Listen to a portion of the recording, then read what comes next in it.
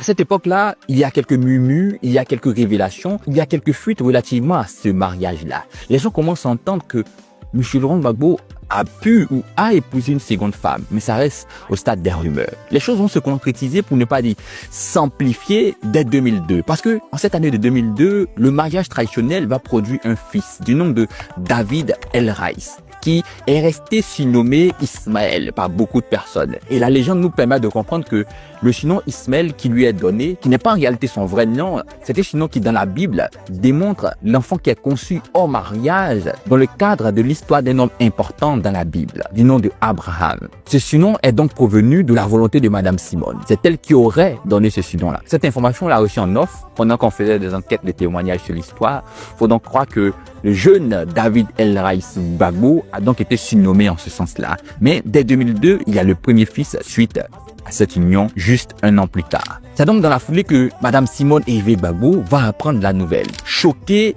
frustrée, énervée, elle va donc décider de divorcer. Madame Simone Hervé ne veut plus du tout continuer la relation. Et à l'époque, M. Laurent Gbagbo et Madame Simone Hervé ne dormaient plus dans la même chambre. Ils faisaient donc chambre à part, même pour des circonstances politiques, se montraient ensemble, vivaient ensemble, souriaient ensemble au grand public. Mais dès cette période-là, les citoyens ivoiriens, surtout les partisans de M. Laurent Gbagbo, ont commencé à entendre cela.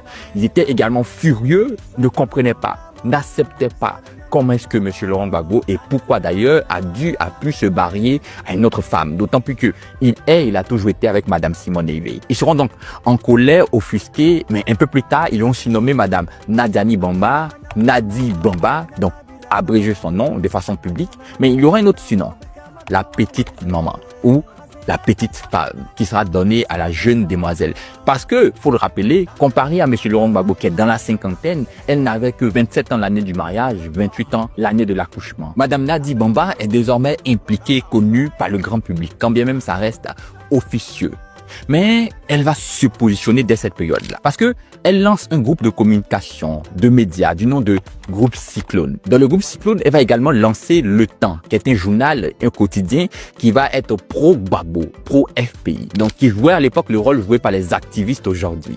Et à côté de cela, elle va bénéficier des largesses du président Laurent Gbagbo. Parce qu'aujourd'hui, son épouse, il y aura par exemple la nomination d'un certain Fadika Kassoum, qui est la réalité son beau-frère, le beau-frère à Madame Nadi Bamba, parce que celui-ci a épousé sa sœur à elle, Alima Bamba, et sera le directeur général de Petrosi. Il y aura également d'autres nominations qui seront faites grâce à Madame Nadi Bamba, jouant de son influence, jouant également de sa nouvelle position. Elle va donc permettre certaines nominations, empêcher, selon certains disent, certaines nominations, mais elle commence là à peser de son poids, mais tout ça dans l'ombre. À côté, il y a également la concession qui lui sera faite, une très très grande concession. Tenez-vous bien, dès qu'elle crée son groupe Cyclone, elle a l'avantage inouï de disposer de tout ce qui est traité sur la TV2. À l'époque, la deuxième chaîne nationale. C'est elle qui gérait publicité, spot, émissions.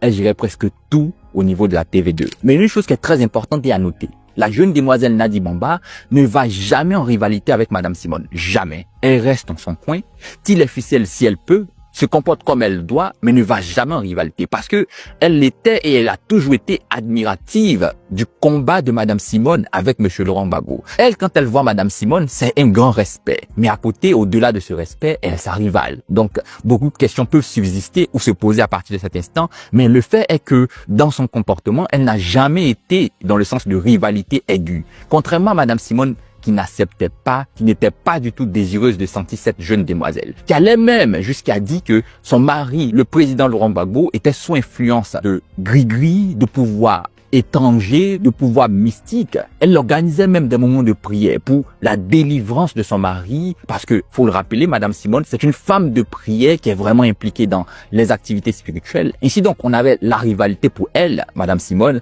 et le comportement plus ou moins détaché de la jeune demoiselle Nadi Bamba.